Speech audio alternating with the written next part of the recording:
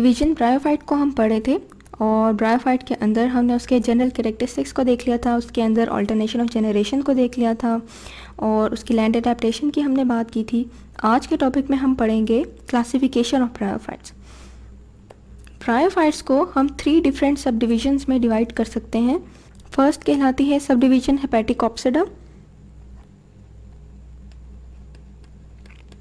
हेपेटिकोप्सिडा। Second है हमारे पास Bryopsida और थर्ड है हमारे पास एंथोसिरोप्सिडा।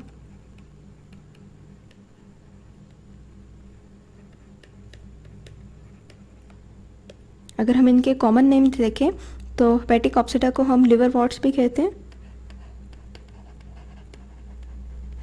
Liver warts. इसी तरह से ब्रायोप्सिडा को हम मॉसेस भी कहते हैं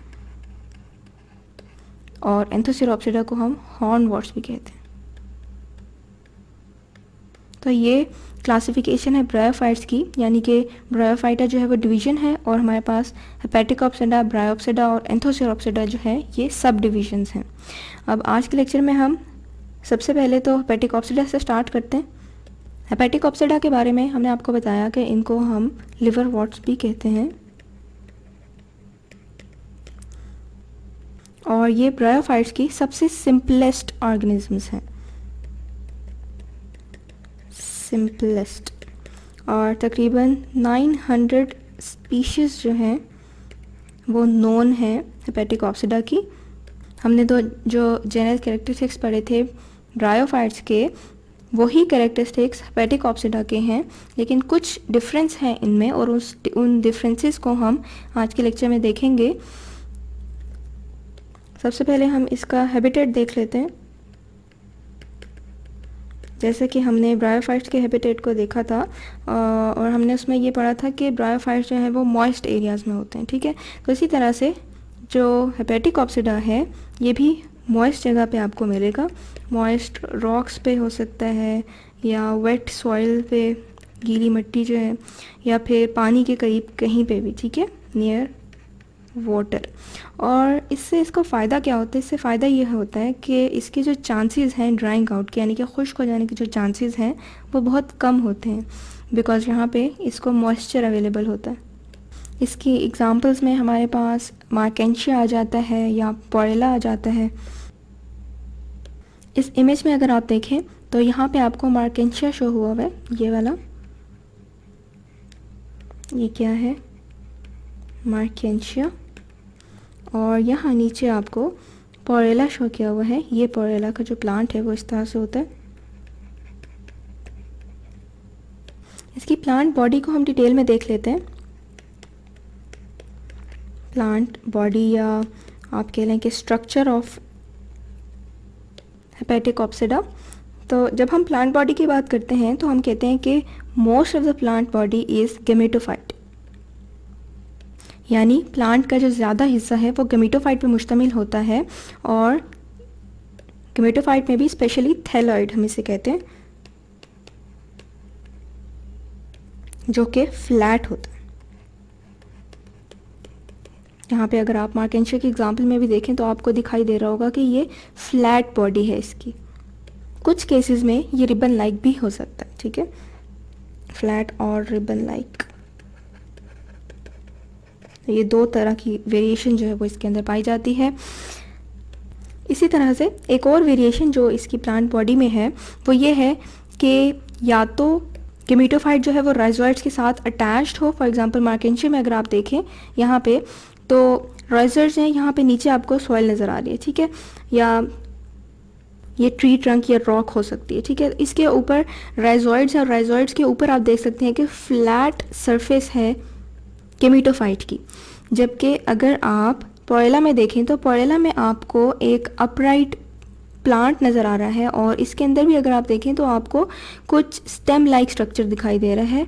अगर हम इसको रेड से हाईलाइट करें तो ये हमारे पास एक स्टेम की तरह का स्ट्रक्चर है जिसके साइड्स पे यहाँ पे ऐसे ऐसे ब्रांचेस बनी हुई हैं और ये जो स्ट्रक्चर है ये हमें एक फॉल्स स्टेम और फॉल्स लीव्स का जो है वो आइडिया दे रहे हैं।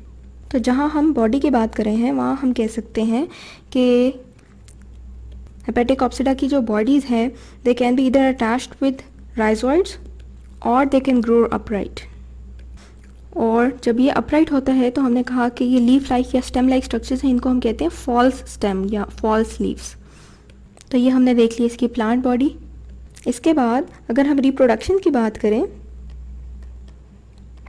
रिप्रोडक्शन, तो जिस तरह से हमने जनरेशन्स को डिस्कस किया था ब्रायोफाइट्स में, इसी तरह से हेपेटिक ऑप्सिडा के अंदर भी दो जनरेशन्स, एक स्पोरोफाइट और एक गेमेटोफाइट, ये दोनों जनरेशन्स प्रेजेंट होती हैं। और स्पोरोफाइट जनरेशन जो है वो डिपेंड करती है गेमेटोफाइट जनरेशन के ऊपर for its nourishment and production. इसके अलावा अगर इसके अंदर सेक्स ऑर्गन्स की बात करें तो सेक्स ऑर्गन्स जो हैं वो थैलस के ऊपर पाए जाते हैं, जहाँ से ब्रांचेस स्टार्ट हो रही होती हैं। और समटाइम्स ऐसे भी होता है कि ब्रांचेस के ऊपर सेक्स ऑर्गन्स प्रेजेंट होते हैं।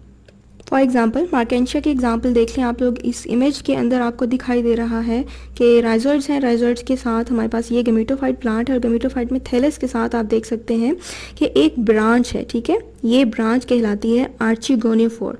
और अगर मेल प्लांट है, मेल ब्रांच है, तो क्या कहलाएगी? एंथ्रीडियोफोर।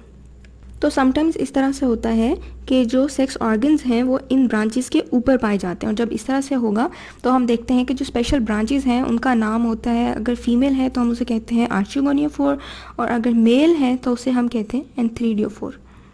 तो ये हमने देख लिए सेक्स ऑर्गन्स। इसके बाद अगर हम ऑल्टरनेशन ऑफ जनरेशन की बात करें तो जिस तरह से ब्रायोफाइट्स की हमने ऑल्टरनेशन ऑफ जनरेशन पढ़ा था, बिल्कुल वैसे ही ऑल्टरनेशन ऑफ जनरेशन जो है वो हेपेटिक ऑप्सिडा में भी प्रेजेंट है। सबसे पहले हमारे पास प्लांट बॉडी या गेमेटोफाइट, और इस पे डेवलप होते हैं दो तरह के sex organs, archegonia and antheridia. अब आर्चिगोनिया में प्रोड्यूस होते हैं एग्स और एंथ्रीडिया में प्रोड्यूस होते हैं स्पर्म्स।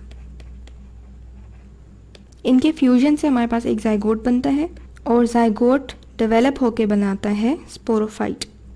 स्पोरोफाइट से हमारे पास बनते हैं स्पोरोसाइट्स और स्पोरोसाइट्स में मियोसिस के थ्रू बनते हैं स्पोर्स। यही स्पोर्स जर्मिनेट करके बनाते हैं गेमेटोफाइट।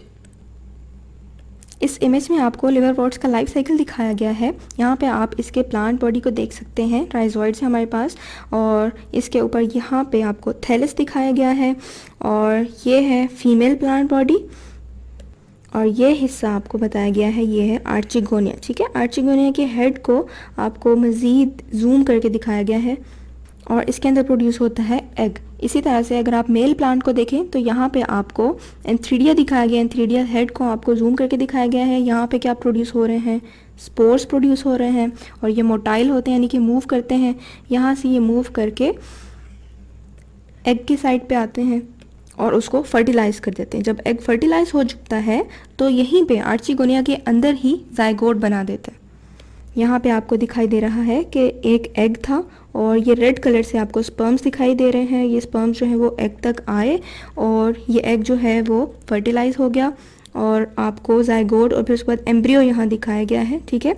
और ये एम्ब्रियो क्या करता है? ये एम्ब्रियो फिर यहाँ से ग्रो करता है, ठीक है, डेवलप होता है और डेवलप होके आप देख सकते हैं कि यहाँ पे आर्चिगोनियम की जो शेप है वो भी चेंज होती जा रही है। एम्ब्रियो डेवलप होके एक स्पोरोफाइट जो प्लांट है वो बना रहा है, ठीक है, स्पोरोफाइट बन गया।